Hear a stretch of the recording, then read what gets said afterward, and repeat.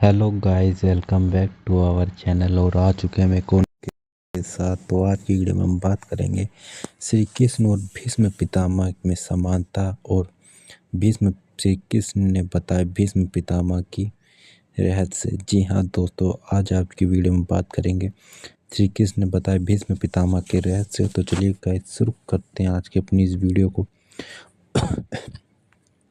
और बताते हैं हम आपको इसके बारे में, ताकि आपको पता चल सके कि श्री कृष्ण और ने क्या बताया भीष्म पितामह के रहस्य के बारे में।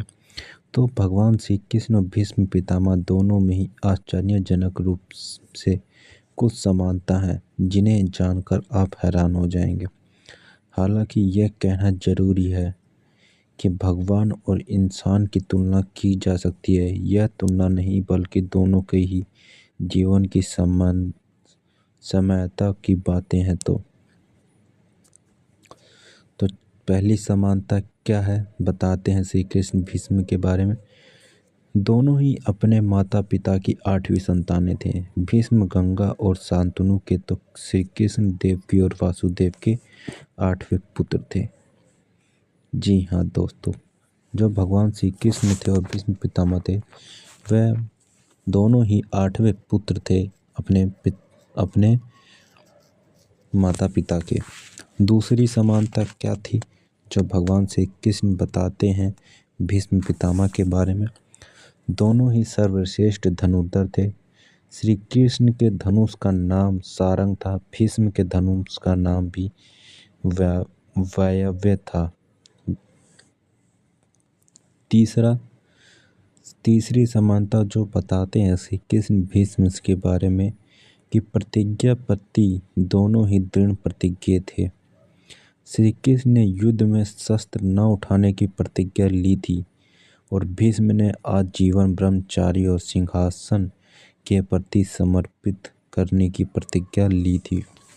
जैसा कि आप सभी को पता है कि भीष्म पितामह ने आजीवन कभी भी विवाह नहीं किया था और हमेशा ब्रह्मचारी ही जीवन जिया था। और आपको ये भी पता होगा कि भगवान श्री कृष्ण ने भी महाभारत युद्ध में अस्त्र न उठाने का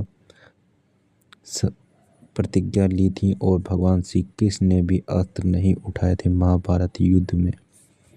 चौथी समानता जो बताते हैं भीष्म के बारे में श्री कृष्ण भगवान दोनों ही का जीवन नदियों से जुड़ा हुआ है। भगवान श्री कृष्ण का बचपन जहाँ यमुना किनारे बीता, वहीं भीष्म का जन्म गंगा के किनारे हुआ और वह गंगा के पुत्र थे। जी हाँ दोस्तों,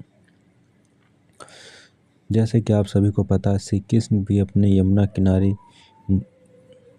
गोकुल में पले बड़े और वृंदावन में, और भीष्म का भी जन्म गंगा के किनारे ही हुआ और वह गंगा के ही पुत्र थे। पांचवी समानता जो बताते हैं श्री कृष्ण भीष्म के बारे में, दोनों की ही मृत्यु बाणों से हुई थी। भीष्म पितामह के शरीर को जहां बाणों से छलनी कर दिया गया, वहीं भगवान श्री कृष्ण के पैरों शिकारी ने पैर पर बाण मार दिया, जिसके चलते उन्हें देह छोड़ दी। छठी समानता जो भगवान श्री कृष्ण बताते हैं भीष्म पितामह से, दोनों को ही पांडव प्रिय थे। भगवान श्री कृष्ण को तो पांडव प्रिय थे ही, साथ ही भीष्म पितामह को भी पांडव प्रिय थे। भीष्म पितामह भी युद्ध में पांडवों के साथ की जीत का ही कामना करते थे। सातवीं समानता जो बताते हैं श्री कृष्ण पांडवों के बारे में, दोनों ही एक दूसरे को बहुत सम्मान करते थे। एक और जहाँ भीष्म भगवान श्री कृष्ण को बहुत सम्मान करते थे, वहीं श्री कृष्ण के मन में भीष्म के प्रति सम्मान और आदर का भाव था। आठवीं समानता जो बताते हैं भगवान श्री कृष्ण भीष्म पितामह के बारे में, महाभारत में दोनों के ही संवादों को ज्ञान ग्रंथों की श्रेणी में रखा गया। एक और जहाँ श्री कृष्ण और अर्जुन संवाद को गीता कहा जाता, वहीं भीष्म और युधिष्ठिर के संवाद को भीष्म नीति कहा जाता है।